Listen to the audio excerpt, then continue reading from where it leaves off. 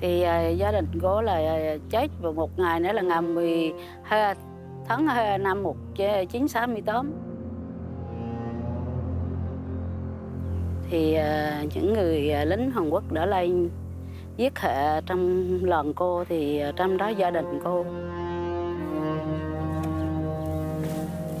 Cái ngày thủng sót đó là khi mà xe đoạn ra trước đó nè, ông bố tin là đoạn lại giết dần ở phần nhị. Cái xa đó là ông điện có đơn vị là ở đây trung đoàn nghĩa quân mới bố tin là ông nói là anh giết ở phần nhị phần nhất. Là ông đem vô ông bán cái chỗ này nó còn cái. Thì đầu vô quả đầu tiên á, thì bà chết. Thì mẹ cô mới nói là chết hết rồi con ơi. Cái mẹ cô mới chặn hai chị em cô xuống ở dưới bụng á, mẹ cô mới chặn cô lên trên. Thì khi mà thằng Đại Hạng canh nhau cùng một lúc, đâu vô miệng hầm này nè, đâu vô một lần đó. Hiện tại bây giờ là cô mong muốn rằng là lần qua Hàn Quốc này là lần cũng như lần cuối cùng, là mong muốn rằng chính phủ Hàn Quốc và cựu chiến binh Hàn Quốc phải thừa nhận việc này là có qua cái lần Phong Nhất Phong Nhị cô thẩm soát như vậy.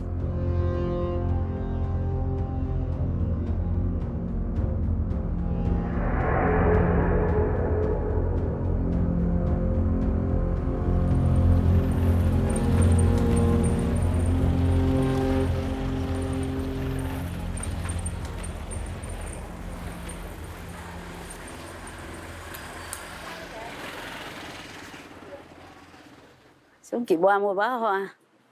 Lau gà nó khác của gà từ ngày kia đó nè. Hương này có được. Đâu lắm, con nó nhỏ cay thấp xuống. Không em thấp mỏ thì bình thường thôi. Vừa cay đấy. Ý là đây là bao nhiêu? Em dịch không đi là mua nấu mà. Đây.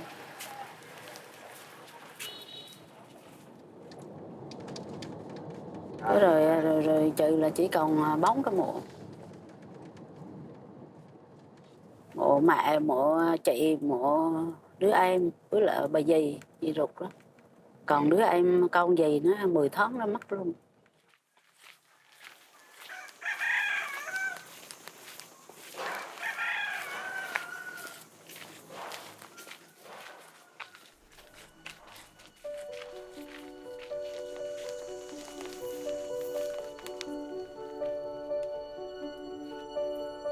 Cái phần mộ này là đây là mẹ của cô, thì Phân Thị Trì.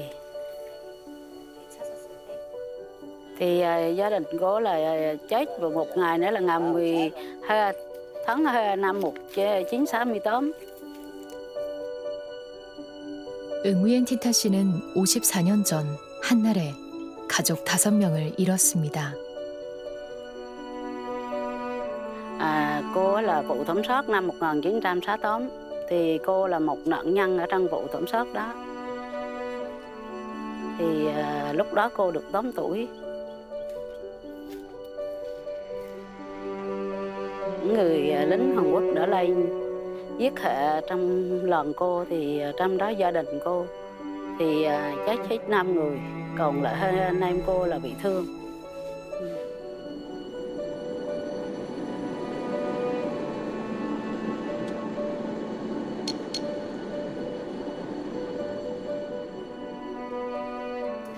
Thì là cô lên tới làng Phong Nhị Phong Nhất chỗ cô ở năm xưa. Xe đi lọc ta. Đâu. Em cho... 학살이 벌어졌던 곳은 베트남 꽝남성의 폭리폭락 마을. 다낭과 호이안을 남북으로 연결하는 일본 국도 옆에 나란히 위치해 있습니다.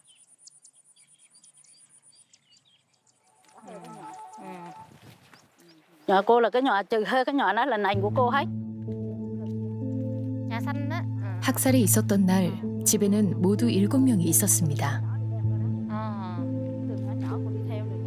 응우엔 티타 씨와 오빠, 언니, 남동생을 이모가 돌보고 있었습니다. 태어난 지 8개월밖에 안 된 이모의 아들과 놀러온 동네 오빠도 함께였습니다. 이들은 총소리를 듣고 방공호에 숨었지만 한국군에게 들켰다고 합니다. Thì cái tâm trạng mà lúc mà cô á là bị bán đó, bị thương đó thì xong rồi thì cô nằm đến khi á, lính kéo đi rồi á, lính hờn kéo đi rồi thì cô mới đứng dậy. Là cô thấy cảm xúc cô là hầu nó cũng không thể tưởng tượng được, nó rùng rợn mà thấy chết hết.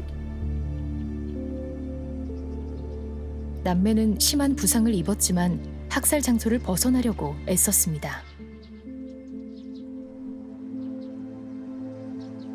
Thì hồi nó coi như là bán nhà cô á là bán đốt hết, đốt cháy nhà hết. Thì bắt đầu hơi anh em cô á là bò ra đây.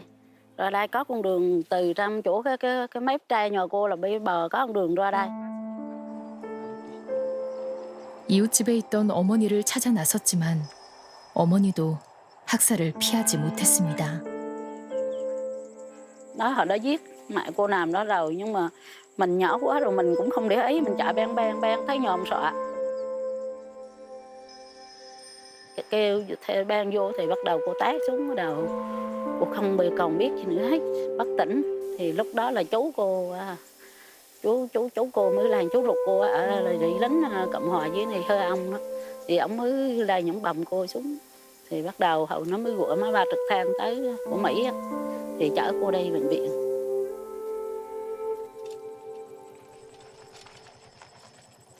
응우엔 티탄 씨의 작은 아버지인 응우엔 득철 씨는 당시 남베트남군 민병대원이었습니다. Ông là Nguyễn Đức Chơi, sinh ngày 16 tháng 6 năm 1940. Mà hồi mà về cái vụ thổm sót nó là ông 30 mấy tuổi rồi. Cỡ lên đây cỡ 1 giờ trưa, 1 giờ chiều bắt đầu mình mới lên đây. Coi như như con Thanh đồ thì hắn chạy xuống nó rồi mình đưa trước đi rồi. Biên son là họ khiêng xuống đưa trước rồi. Cái ngày thổm sót nó là khi mà xe đòn ra trước đó nè, ông bố tin là đòn lại giết dân ở phần nhị. Cái xa đó là ông điện có đơn vị là ở đây trung đoàn nghĩa quân mới bố tin là hắn giết ở phần nhị phần nhất.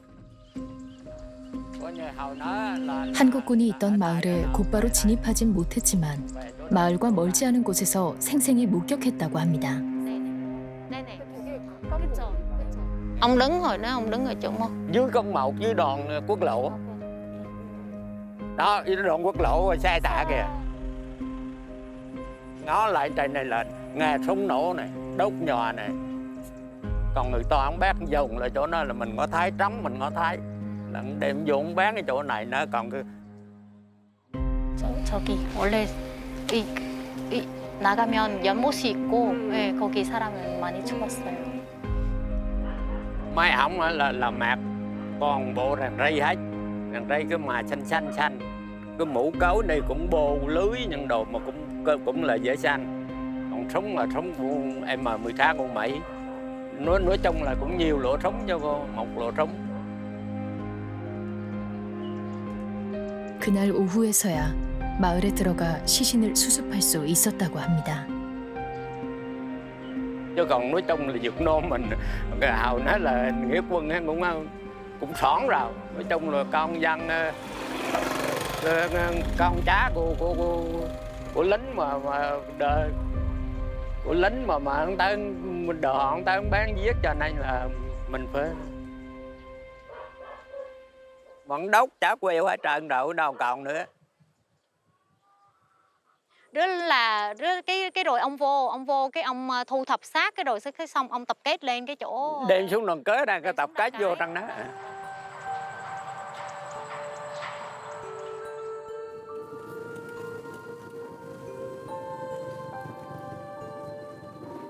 Cái miếu này là hồi xưa là chỗ này là bị thủng sót là trên cái bia tưởng niệm ở trên kia. Nhưng mà hồi nó chết là đem hết sót người xuống đây, khi xuống đây thì đã rót từ cái đường đó mà vô tới đây. Giờ để nằm vô tới đây là khiêng nang xuống rồi để nằm, giờ thẳng đây Thành ra là mới dựng lập cái miếu này để thờ phượng những cái vong linh đem xuống tới đây á, để giờ trừ họ lập cái miếu này để thờ những cái vong linh những người đó.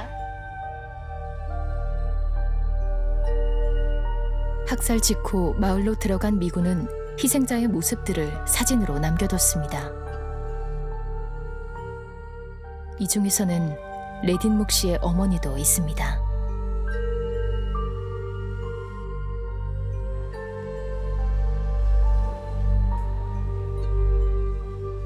Nhưng mà riêng về phần là 4 anh em trưa từ lên mặt, tức là còn nhỏ, không đi đâu được hết, nên nhỏ nhỏ chứ mà. Còn bo này, tức là khi hậu nó là bo, tức đi lính cho Việt Nam Cộng Hòa. 학살 전날 밤 3개월이 채 되지 않은 막내를 뺀 세 남매는 아버지와 함께 자기 위해 마을을 잠시 떠났습니다. 아버지가 일하던 곳은 마을에서 2km 정도 떨어진 끼엠루 초소였습니다. Thì ở nhỏ là nghe nổi xong rồi thì nghe những tiếng đựa liên tiểu liên thì bán ồ cọt con nha. Nó nhìn thấy là thấy khúa nghi ngút, chứ cũng không biết là giết người. Nhìn thấy khúa nghi ngút. Khi đó là nói chung là cũng đông no, cũng bận gì thứ thế nào. Thì bo ông già đó không cho gì, ông sợ, không nói cho gì. Khi ông đi chạp rồi cũng theo gì. 숨진 어머니는 막내 동생을 감싼 채 엎드린 채로 발견됐다고 합니다. Hào nó không biết sao, Hào nó đang chơi cũng quanh cái khoảng này, mà khoảng của Hào nó mình thương mẹ thương cho như thế nào, mình chỉ nghe nói lung tung cũng la qua, cuối cùng mọi người như rứa đó. 기적적으로 막내 동생은 살아남아 구조됐습니다. Còn hơi đứa này là mặn với lọn đó thôi. Vì cái ảnh này là cô thấy đây là những nhân chứng cái kiểu đưa ra. Vì sao chết vì bom đạn, vì chiến tranh đâu bay mới ra chết bình thường. Nhưng mà tại sao bức xúc ở đây là ông nội, mẹ, cô mà là bức xúc phải sao? Vì không phải chuyện đoán chết. Nhưng mà bức xúc cái là dòng hết, nói chung là núi dòng dân cùng lòn cùng xóm đó là núi trên bồ trụm là dòng hết gia đình của anh ra đó bên, chỉ nuôi ngắn gọn nên anh rất là bức xúc, nuôi thế.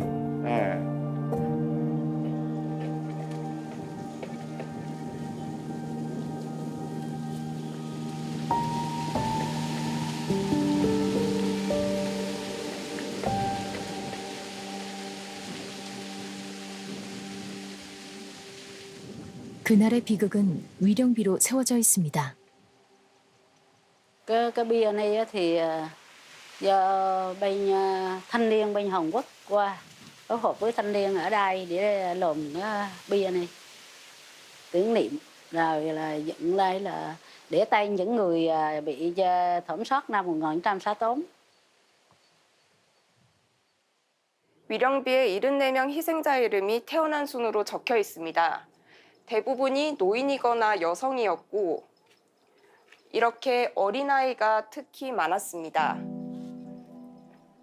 보자인, 이름이 없다는 뜻인데 학살이 있던 해에 태어나 이름 없이 죽은 아기입니다. 마을에는 학살의 기억이 생생히 남아있지만 한국 정부는 이에 대한 별다른 입장을 내지 않고 있습니다.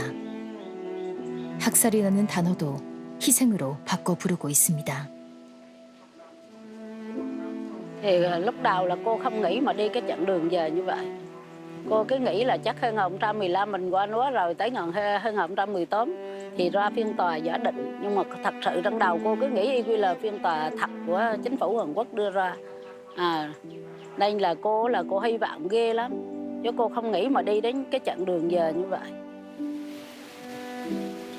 응우엔 티타 씨는 2년 전 대한민국을 상대로 국가배상소송을 제기했습니다. 생존자와 목격자의 증언뿐 아니라 한국군이 민간인을 학살했다는 미군의 문건과 보고, 미군이 찍은 학살 직후 사진들이 증거 자료에 포함됐습니다.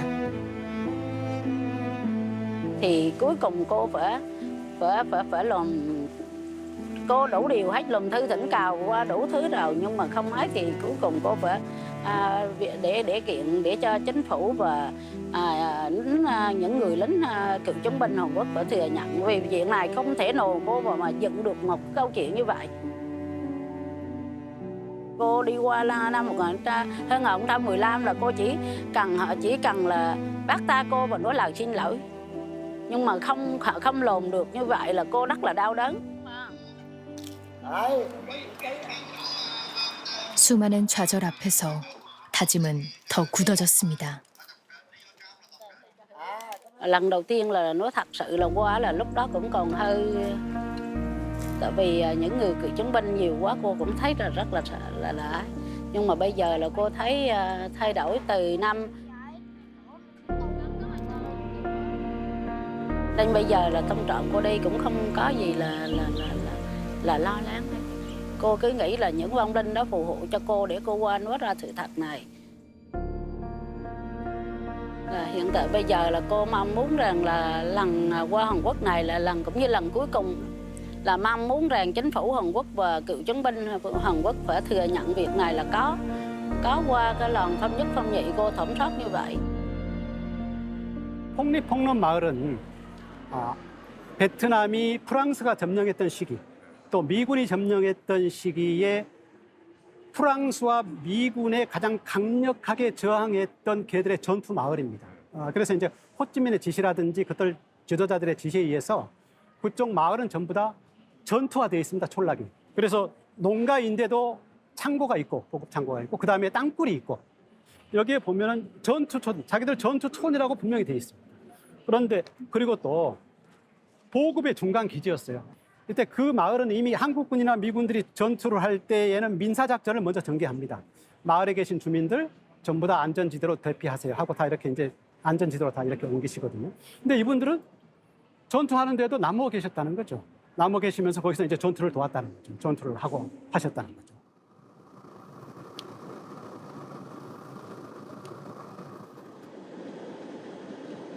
(1968년 2월 22일) 폭리폭런 마을과 차로 20분 거리에 있는 하미 마을에서도 주민들은 끔찍한 비극을 겪었습니다. Tại vì cái số lượng người mất thì ở đây nhiều hơn ở trên Phong Nhất Phong Nhị, vì ở đây tới 135 người. Còn ở đây hầu nó không có thằng Mỹ chụp lại cái ảnh đó, cho nên cô không có bằng chứng. Cho nên đến khi mà cô qua Hàn Quốc thì những luật sư đó họ cũng thấy những người dân thiệt thòi cho những người dân ở làng Hà My. Năm 1968 thì cô được 11 tuổi. Nhưng mà lúc đó 6 giờ sáng đó, khi mà cô đến cô nghe tiếng khóc la nói lại thì rất đau lòng, cô rất đau lòng lắm. Nhưng mà khi 6 giờ sáng đó thì cô ra ngoài đường á, thì cô nghe cái nhà khóa lại nghi ngút ở xóm sau á, thì cô mới chạy vô nhà. Cô cũng chưa đứng chạy, cô chạy vô nhà thì cô thấy lính đại Hàn á, nó xỉ súng nó đưa lên. 한국군은 응우엔 티타 씨와 어머니, 숙모, 남동생, 이웃들을 방공호로 몰아넣었다고 합니다. Cái lu đựng nước á, là đập bể, nhưng mà khi mà lùa hết vô hầm rồi á, thì đập cái lu nó bể, chấn đôi hơi miệng hầm lại. Thì đầu vô quả đầu tiên á, thì bà chết. Thì mẹ cô mới nói là cháy hết rồi con ơi. Cái mẹ cô mới chặn hai chị em cô xuống ở dưới bụng á, mẹ cô mới chặn cô lên trên. Thì khi mà hai thằng đại Hàn canh nhau cùng một lúc, đầu vô hơi miệng hầm này nè, đầu vô một lần đó. Trước đó thì cô tỉnh lại chứ, cô thấy la liệt, xác chết nằm la liệt hết chứ. Nhưng mà máu của họ đẫm ướt cả mình người luôn. Rồi thịt đồ chiến giang lên người cô rồi. hơn nữa nhưng mà không thống kê được hết vô trong cái bia này.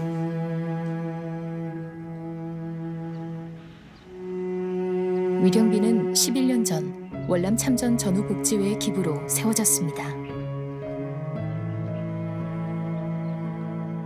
하미마을 미령비 뒷면은 이렇게 연꽃무늬 대리석으로 덮여 있습니다.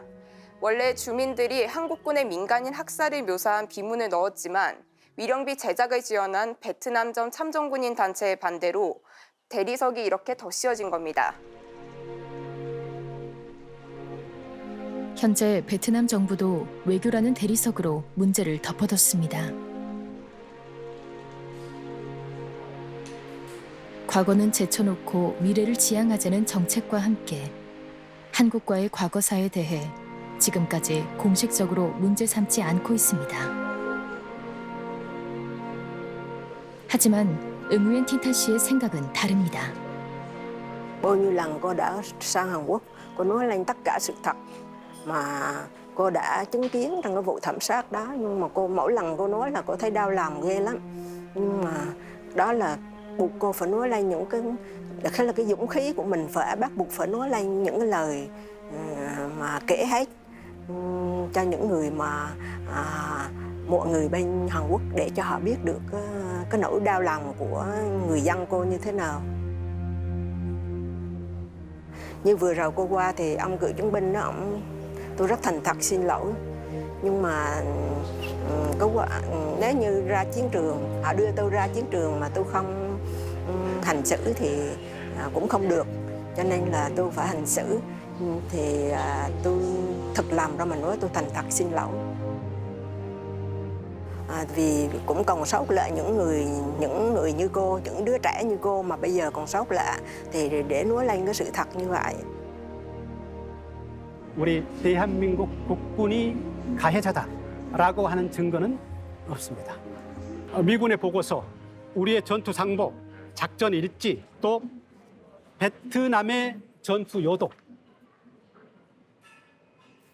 이것을 합치면은 조합하면은 근거는 없습니다. 단지 이제 그분들의 증언, 또 이제 자기들 주장이죠.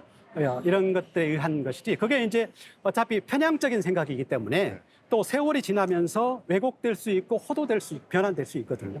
그래서 폭리폭롯은 지금 이제 국가소송 중이고 쭉 한데 그것에 대해서는 명확하게 우리 참전자들의 명예를 되찾아서 다시는 이러한 사례가 없도록 지켜보겠습니다. 국가를 위해서 먼 남은 그 열사의 땅에서 피를 흘리신 분인데 학살자로 둔갑된다고 하면은 어느 누가 나중에 국가와 조국을 위해서 목숨을 바치겠습니까?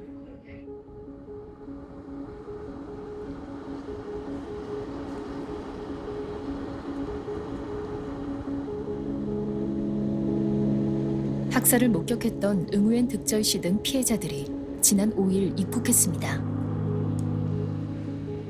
나흘 뒤 열리는 변론 기일에 참여하기 위해서입니다. Cái đợt này là nói thiệt với cháu là mấy ông đi đến nhà nhiều lần rồi. Mà bác nó quyết định là giờ rồi ta không có đi lượm chi. Rồi cuối cùng là mấy ông nó thôi kệ, qua để làm chứng cái phiên tòa cuối cùng để mình nói ra những cái sự việc mà là lính của Hòn hắn đã nhân thoát hệ dân thường như thế nào để cho xa này cái chính phủ Hàn Quốc để xác nhận những cái sự việc đó. 대부분의 학살 피해 마을과 달리 비교적 남아있는 증거가 많은 폭리폭런 마을은 소송을 제기할 수 있었다고 합니다. Nhưng mà cô thì Phong Nhị và Phong Nhất cô là ma mán, lại còn lại được chụp hình ảnh lại hết. Thì còn nhờ cũng nhìn ra được hết mà. Thì nhờ cái hình ảnh đó, nhưng mà đến ngày hôm nay cô mới đứng ra cho đến ngày hôm nay.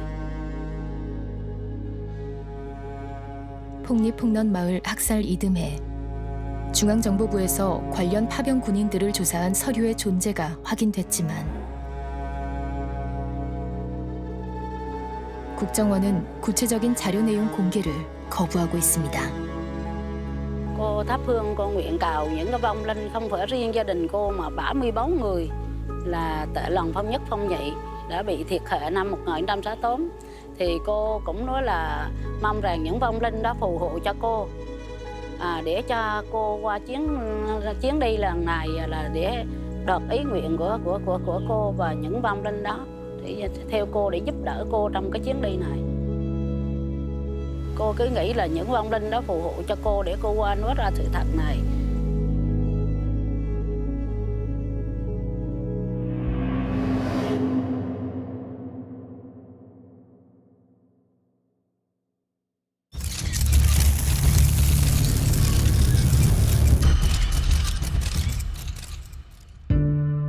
(40대) 가장이 부인과 자녀 2명을 살해한 뒤 스스로 목숨을 끊었습니다.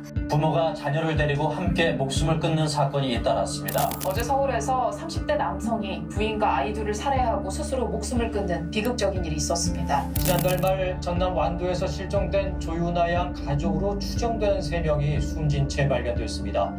경찰은 오늘 완도 앞바다에서 인양한 차량 안에서 시신을 확인하고 사망 경위를 조사하고 있습니다.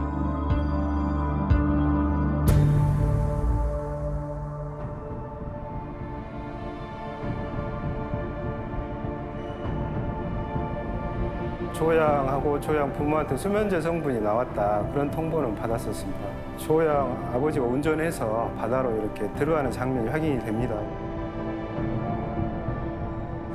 없었어요. 근데 끔찍하죠. 사람 그 목숨을, 가족인데 그거는 말이 안 되잖아요.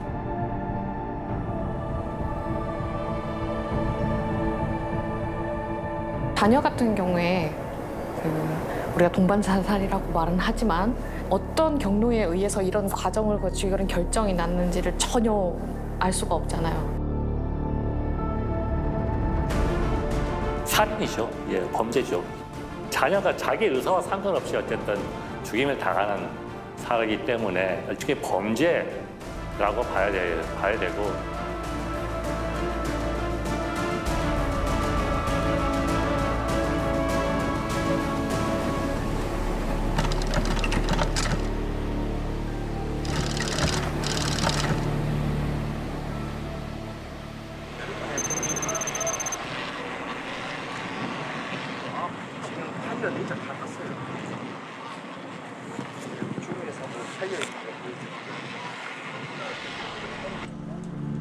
바닷속에 있던 조윤아 양 가족이 탄 차량이 실종 한 달여 만에 모습을 드러냈습니다.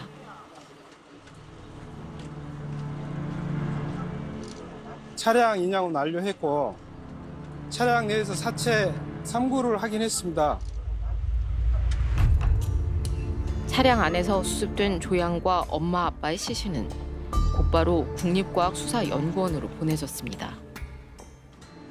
국과수에서 이렇게 전화 답변이 조양하고 조양 부모한테 수면제 성분이 나왔다, 그런 통보는 받았었습니다. 부모님이 한 3년 전부터 우울증 치료를 받았다 그랬잖아요. 그래서 아마 거기에서 이렇게 처방 받아서 구입을 하지 않았는가, 그렇게 보고 있습니다. 제주도로 체험학습을 간다던 조양 가족은 완도에 도착한 이후 행방을 감췄습니다. 5월 23일 날 완도에 도착을 해서 동선을 쭉 이렇게 한번 추적을 해봤는데 완도 외로 이렇게 간 건 없고 그 신지면하고 고급면 그 정도 왔다 갔다 한 것이 나오더라고요. 30일 날 그렇게 23시에 이렇게 일가족이 나와서 이렇게 방파제로 이렇게 간 행적이 이렇게 확인을 했습니다.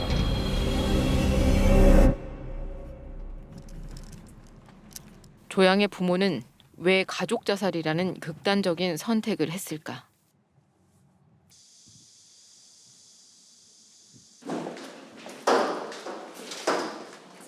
시술차를 돌려보니 그 문학회가 이게 많이 붙어 있으니까.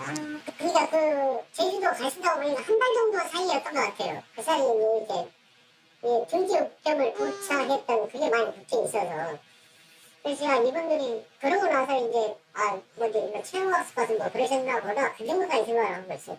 관리비도 한 최근에 몇 달 정도 좀 힘들어하셨다고 그랬습니다. 아니 힘든 정도는 아니고 한 2달 정도 됐는데 제가 지금 불만이 한 4개월, 5개월 됐는데 그 사이에 민원권에서 발생한 건이 전혀 없던 세대. 이렇게 저희가 알게 된 게 뭐냐면 학교에서 이렇게 교육청에 문의를 했었나 봐요. 그래서 교육청하고 이 동사무소하고 같이 나오셨거든요.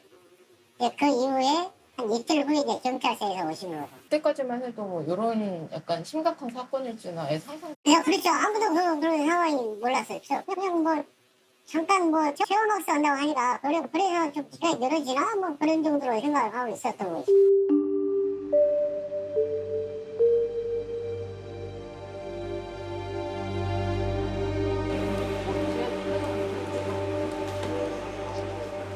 조양 아버지가 작년 6월까지 이렇게 직장 생활을 하다가 그 이후로 이제 두 부모님이 특별한 이렇게 수입원이 없었던 것 같습니다. 부모님이 또 한 3년 전부터 우울증 같은 그런 치료받은 병력을 저희들이 확인을 했어요. 그렇게 봤을 때 이제 경제적인 어려움이나 뭐 우울증 같은 게 복합적으로 이렇게 작용해서 이번 사건이 나지 않았는가 그렇게 생각하고 있습니다.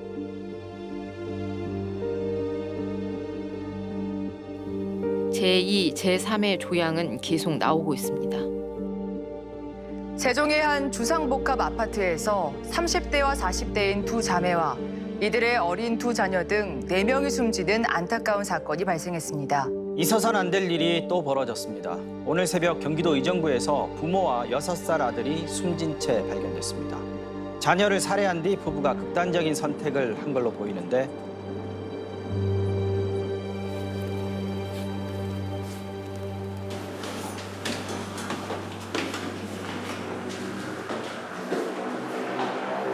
이들 가족의 극단적인 선택도 경제적인 어려움 때문인 것으로 전해졌습니다. 남편 빚이 많아서 힘들다. 같이 자살하려고 한다. 계속 그냥 남편이 불쌍해서 따라가려고 한다. 뭐 이런 식의 어떤 문자를 받고 지인이 신고를 한 거예요. 지인이.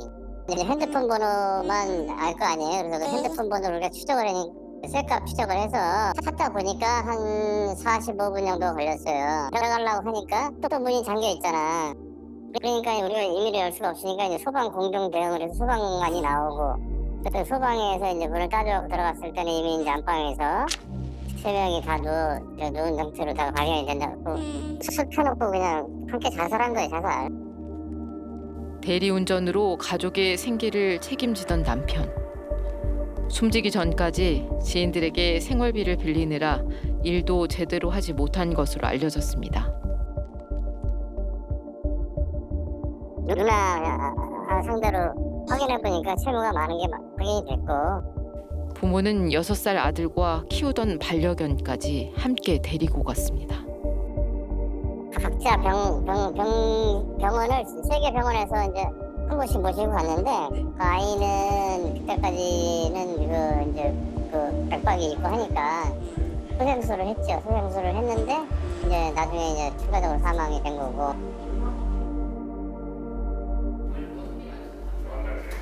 부모의 극단적인 선택에 세상을 등져야 했던 아이들은 그동안 몇 명이나 됐을까요? 취재진은 형사법무정책연구원과 관련 보도 20년치를 분석해봤습니다. 어느 기간 동안 어느 내용으로 분석이 됐는지 한번 설명 부탁드립니다. 자녀를 살해하고 극단적인 선택을 했다거나 아니면 가족 자녀를 살해하고 극단적인 선택을 했거나 아니면은 부모와 자녀가 동시에 자살한 사건, 예전에는 동반 자살이라고 2002년부터 2021년까지 최근 20년 동안 신문 기사를 분석했습니다. 공식 통계 집계가 안 돼 있어가지고 신문 기사를 분석할 수밖에 없었죠. 40몇 건이다 점점 20몇 건, 30몇 건 30몇, 20몇 건 줄다가 최근 2017년부터 급격히 떨어졌더라고요. 동반 자살건이 2017년을 기점으로 왜 급감했을까?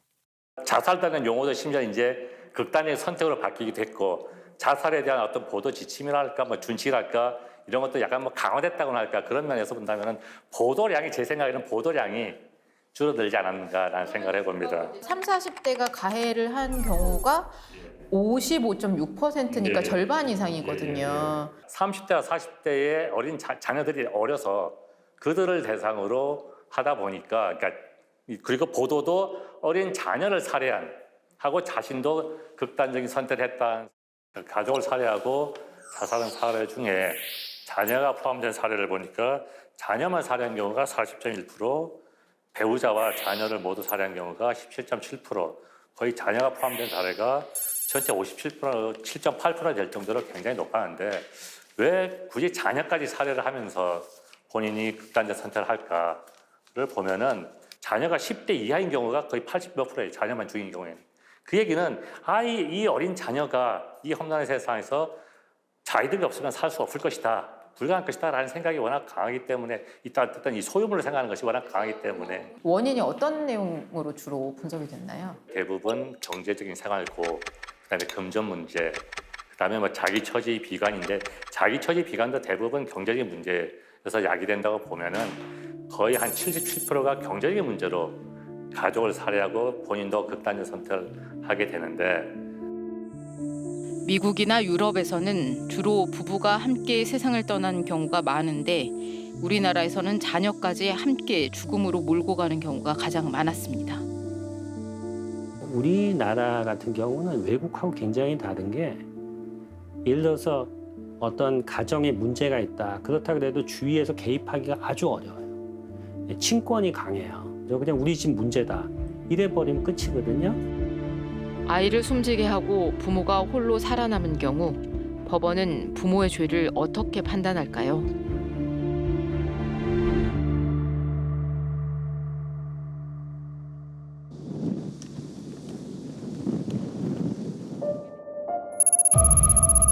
제주도로 여행을 다녀온 직후였습니다. 초등학교 1학년 장모 양은 엄마 아빠가 건넨 해열제를 마시고 잠이 들었습니다. 해열제에는 부모가 우울증으로 처방받은 신경 안정제가 들어 있었습니다. 장양의 사인은 질식사. 베개에 눌려 숨진 장양의 손톱 밑에서는 아버지의 DNA가 발견됐습니다. 어머니는 스스로 목숨을 끊은 채 발견됐습니다. 엄청 놀랐죠.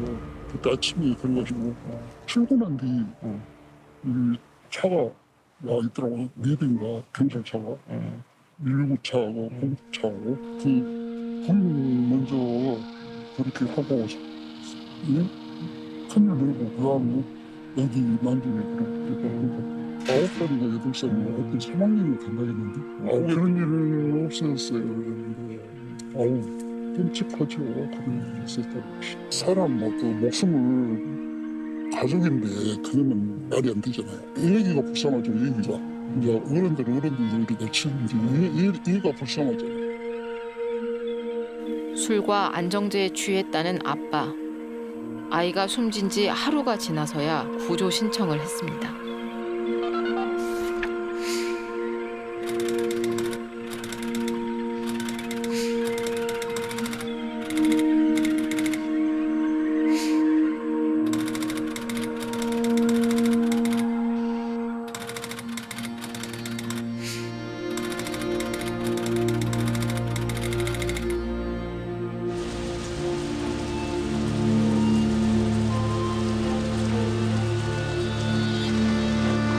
딸을 숨지게 하고 아내의 자살을 방조한 혐의. 1심에서 법원은 아버지에게 7년형을 선고했습니다. 아버지는 술과 안정제에 취해 아이의 사망 사실을 알지 못했다며 항소했지만 2심 재판부는 아이를 살해할 의도가 있었다며 오히려 12년으로 형을 높였습니다.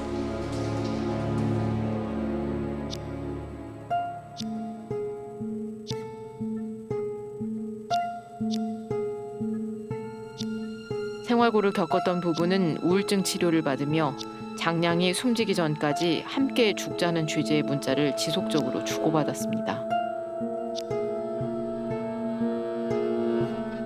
장량이 숨진 뒤 아버지가 유서 형식으로 남긴 글에는 딸을 자신과 같이 아빠 없는 아이로 자라게 할 수 없다고 기록돼 있습니다. 집에서도 항상 좀 이렇게 좀 소외되고 또 학교에서도 왕따 당하고 그렇게 지내면서 원만한 대인관계 형성이 안 되고 항상 분노에 차 있고 이런 경우들이 많죠. 그런 극단적인 생각을 할 때 이제 분노가 올라와요. 그러니까 자기 자신에 대한 그 굉장히 절망적인 생각과 동시에 제가 아까 어린 시절에 그런 학대나 이런 경력이 많죠. 그것까지 다 올라오는 거예요. 그 공격성이 외부로도 나가죠. 그럼 제일 약한 사람한테 가는 거예요. 그 공격성. 자신의 분노와 공격성이 아이한테 투사되는 거거든요.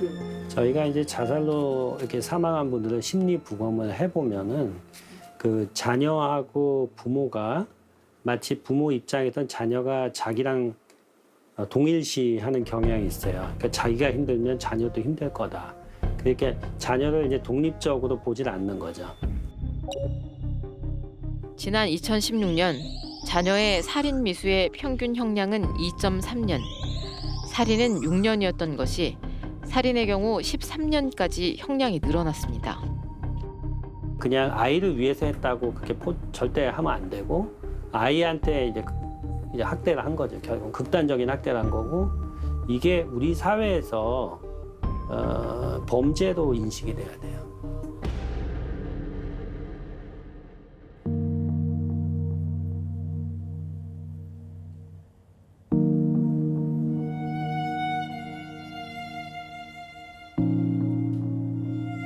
부모의 잘못된 선택을 막을 수는 없을까요?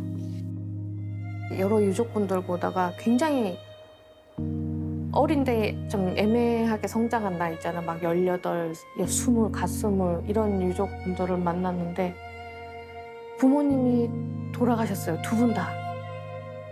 그럼 나만 남겨졌잖아요. 그 고통이 너무 눈에 보이는 거예요. 부모님의 편을 들자는 게 아니라 생각의 길을 따라가 본다고 하면 우리가 없고 얘만 남았을 때 이미 그 가족들은 다른 친척들이나 주변 지인들이랑 완전히 단절이 돼 있는 상태였거든요. 어떤 이유였던 간에 쉽게 말해서 연이 끊어져 있는 상태일 건데 자식은 갈 데가 없잖아요. 그렇게 했을 때 본인들이 어떻게 살았는지는 모르겠지만 절대적으로 나쁠 거라는 판단에 의해서 나온 거잖아요. 하지만 남겨진 아이들이 누군가의 도움으로 성인이 될 때까지 성장할 수 있다는 확신이 있다면 부모들은 다른 선택을 할 수 있습니다. 맡길 곳이 첫째로는 없고 믿을 만한 사람이 없다는 거. 둘째로 믿을 만한 사람이 없으면 어디로 가는가. 우리 뭐 복지시설 이런 걸 생각해도 그 생각에 미치는 거는 복지시설, 복지제도 자체에 대한 믿음도 없다라는 뜻이라는 생각이 들거든요. 그 아동복지국 같은 게 없잖아요. 우리는. 거기에 대한 불신이 너무 크고 솔직히 저도 좀 되게 불안한 지점이라고 생각하거든요. 믿을 만한 사람이 없으면 애들은 천덕꾸러기가 된다라는 그런 공포가 있을 수밖에 없는 것 같아요. 정부에서는 자살 유가족에게 일시적인 주거 비용과 치료비, 학자금 지원 등을 확대하고 있습니다.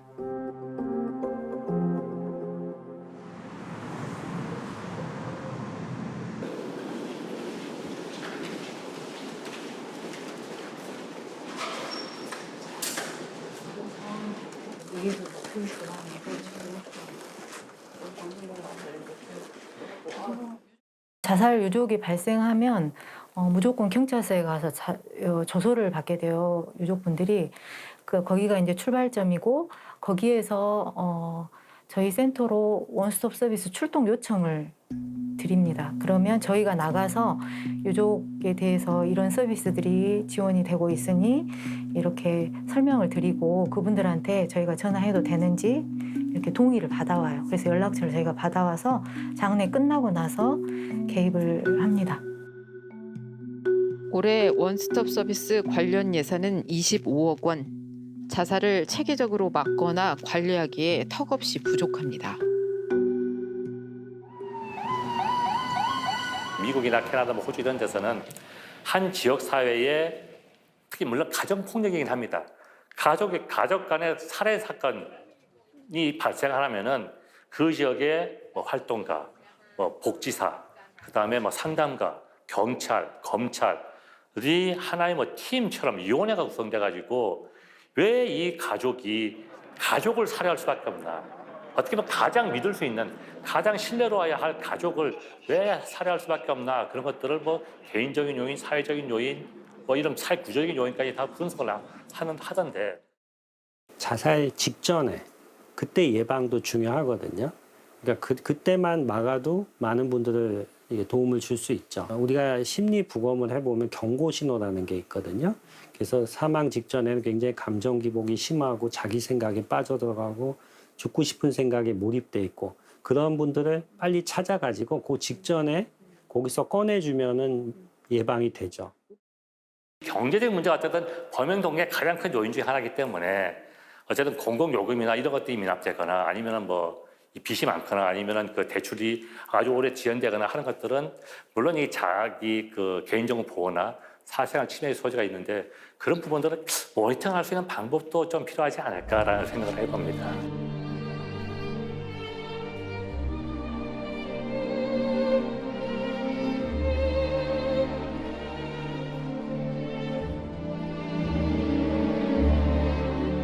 금방 좀 어렵게 그 작업을 해주셨는데 즉석에서 어떤 생각으로 이 그 웹툰을 그려주셨는지 잠깐 설명 들어볼게요. 잠들어 있는 상황에서 부모님이 이제 대화를 해요. 엄마 아빠가 이야기하고 있는 걸 듣고 잠결에 눈을 뜨는 거예요. 마음대로 해도 될까? 우리가 할 수 있는 방법이 없잖아. 그래도 잘 살지도 모르잖아. 우리 둘이 있어도 안 되는데 혼자서 어떻게 살아? 금방 끝날 거야. 고통도 없고. 엄마 아빠 뭐해? 엄마 아빠가 시끄러워서 자다 깼구나. 괜찮아. 아무것도 아니야. 자고 일어나면 다 괜찮아질 거야.